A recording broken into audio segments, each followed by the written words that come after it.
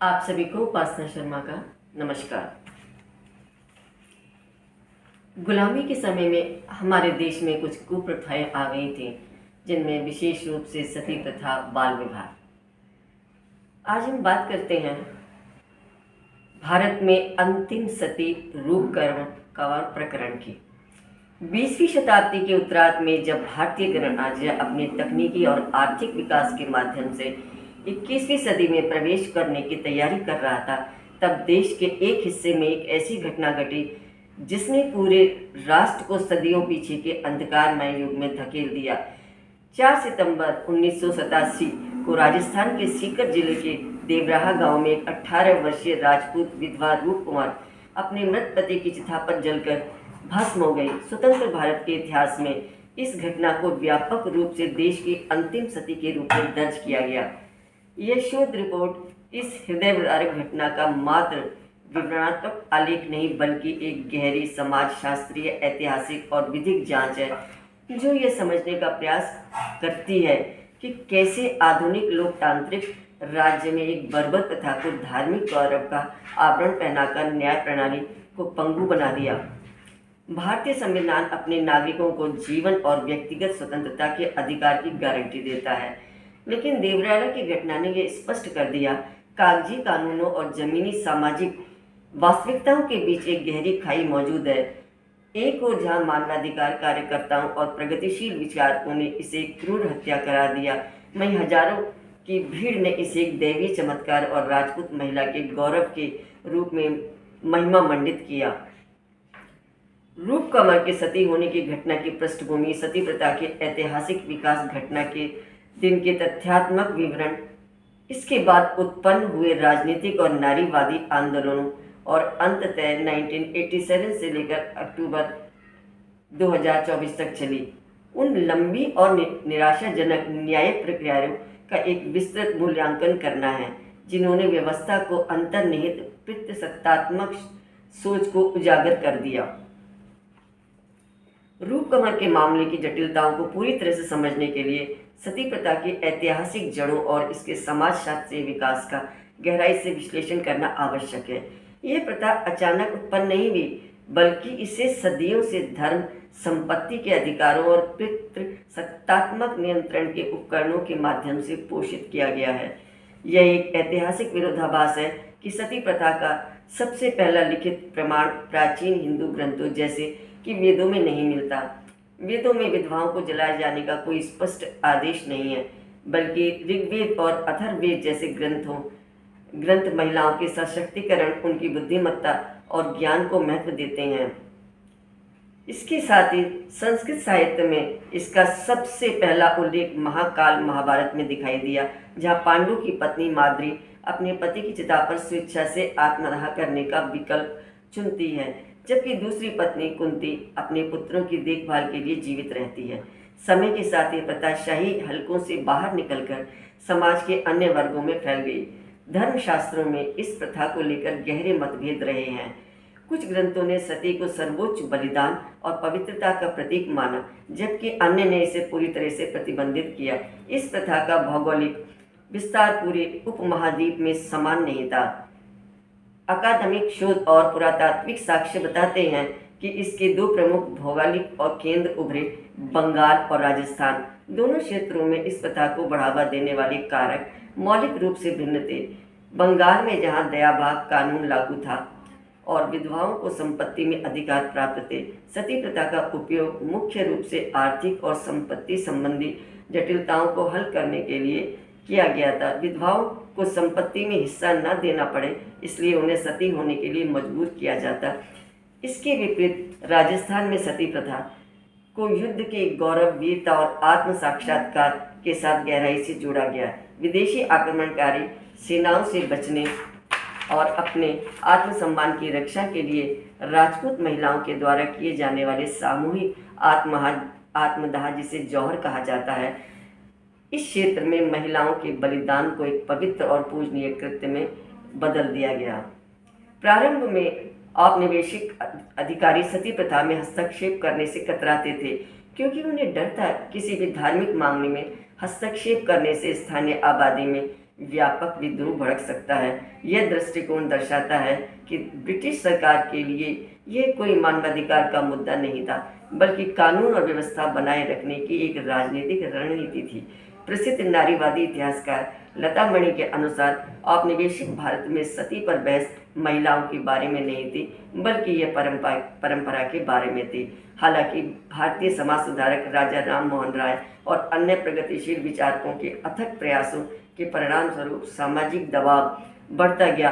अंततः 4 सितंबर 1829 का Lord William बेटिक ने बंगाल सती रेगुलेशन, जिसने सती प्रथा को बढ़ावा दिया, आधिकारिक रूप से अवैध और दंडनीय अपराध घोषित कर दिया। 1818 की संधियों के बाद राजस्थान में कन्या भ्रूण हत्या और सती प्रथा को दबाने के लिए व्यापक उपाय किए गए, जिससे क्षेत्र में महिलाओं की स्थिति में एक उल्लेखनीय बदलाव आया। लेकिन 1987 की देवराला की घटना ने साबित कर दिया कि कानूनी रूप से प्रतिबंधित होने के 1.5 सदी बाद भी यह प्रथा समाज के एक वर्ग के मानस में गहराई से जीवित थी। रूप कंवर एक शिक्षित, शहरी और आर्थिक रूप से संपन्न राजपूत परिवार से ताल्लुक रखती थी। उनके पिता बाल सिंह राठौर एक स्कूल के हेडमास्टर थे और उनका रांची में एक ट्रांसपोर्ट का व्यवसाय था। रूप कंवर ने 10वीं कक्षा तक की शिक्षा प्राप्त की थी। वह अपने समय की एक आधुनिक युवा महिला थी। जनवरी 1987 में उनका विवाह देवराला गांव के निवासी 24 वर्षीय माल सिंह शेखावत से हुआ, जो एक स्नातक थे, मेडिकल की पढ़ाई करने की योजना बना रहे थे। विवाह के इन 8 महीनों में रूप कंवर ने अपने पति के साथ मुश्किल से 20 दिन ही बिताए थे, क्योंकि वह अधिकांश समय जयपुर में अपने माता पिता के साथ ही रहती थी। 3 सितंबर 1987 को माल सिंह को गंभीर पेट में दर्द और उल्टी की शिकायत हुई, जिसके बाद उन्हें सीकर के अस्पताल में ले जाया गया, जहां उनका निधन हो गया। 4 सितंबर 1987 को माल सिंह का शव गांव लाया गया। इसके बाद जो घटनाक्रम सामने आया, वह भारतीय समाज के लिए गहरा रहस्य और विवाद का विषय बन गया। इस घटना को 2 पूर्णतः विपरीत दृष्टिकोणों से प्रचारित किया गया, जो सत्य और निर्मित किंवदंतियों के बीच के संघर्ष को दर्शाते हैं। स्थानीय ग्रामीणों, रूप कंवर के ससुराल वालों और रूढ़िवादी राजपूत समूह द्वारा प्रस्तुत किए गए वृत्तांत के अनुसार यह एक पवित्र और स्वैच्छिक कृत्य था। इस आख्यान के अनुसार रूप कंवर ने अपने पति की मृत्यु का समाचार सुनने के बाद एक भी आंसू नहीं बहाया और तुरंत सती होने का निर्णय लिया। उन्होंने अपने ससुर सुमेर सिंह को अपनी इच्छा से अवगत कराया और 16 श्रृंगार करने के बाद वह शमशान घाट तक जुलूस का नेतृत्व करती हुई गई। किंतु यह एक मिथक है। शांतिपूर्वक चिता पर बैठी अपने पति के सिर को अपनी गोद में रखा और पूरे समय गायत्री मंत्र का जाप करती रही। सबसे आश्चर्यजनक दावा यह था कि रूप कंवर के शरीर में एक सत का प्रवेश हो गया, जिससे उनके शरीर से स्वयं आग उत्पन्न हुई और चिता बिना किसी बाहरी स्रोत के प्रज्वलित हो गई। भीड़ को यह विश्वास दिलाया गया कि जो भी उन्हें इस पवित्र कार्य से रोकेगा, उसे सती माता का श्राप लगेगा। सती के इस महिमा मंडित आख्यान को स्वतंत्र पत्रकारों, नारीवादी संगठनों ने पूरी तरह से ध्वस्त कर दिया। घटना के कुछ समय बाद बॉम्बे यूनियन ऑफ जर्नलिस्ट की वीमेन एंड मीडिया सेल की एक तथ्य अन्वेषण टीम ने 24 से 30 सितंबर के बीच देवराला, सीकर और जयपुर का दौरा किया। इस जांच और टाइम्स ऑफ इंडिया जैसे समाचार पत्रों की खोजी रिपोर्टिंग ने एक भयानक वास्तविकता को सामने रखा। जांच में ये पाया गया कि जब रूप कंवर को अपने पति की मृत्यु और सती की तैयारियों का आभास हुआ, तो वह दहशत में आ गई और अपनी जान बचाने के लिए खेतों में बनी एक खलिहान में छिप गई। सती की तैयारियों को बीच में रोकना पड़ा और रूप कंवर की तलाश शुरू की गई। वह मिली तो उन्हें खींचकर और घसीटकर घर लाया गया। कई रिपोर्टों में यह संकेत मिला है कि उन्हें अफीम या कोई अन्य नशीला पदार्थ दिया गया था, ताकि वह चेतना को सुन किया जा सके और वह विरोध ना कर सके। जब रूप कंवर को चिता पर बिठाया गया और पहली बार आग लगाई, तो आग बुझ गई। शरीर के आंशिक रूप से जलने के कारण रूप कंवर के भयानक दर्द का अनुभव किया। वह चीखने लगी और उन्होंने मदद के लिए बचाओ बचाओ की पुकार लगाई। यह चिता से भागने का प्रयास कर रही थी, लेकिन उन्हें भारी लकड़ियों और नारियल के ढेर से दबा दिया गया। वहां उपस्थित हथियारबंद युवकों ने उन्हें लाठियों और तलवारों के बल पर वापस आग में धकेल दिया। अंततः उनके 15 वर्षीय देवर पुष्पेंद्र सिंह ने क्रूरतापूर्वक चिता में दोबारा आग लगा दी।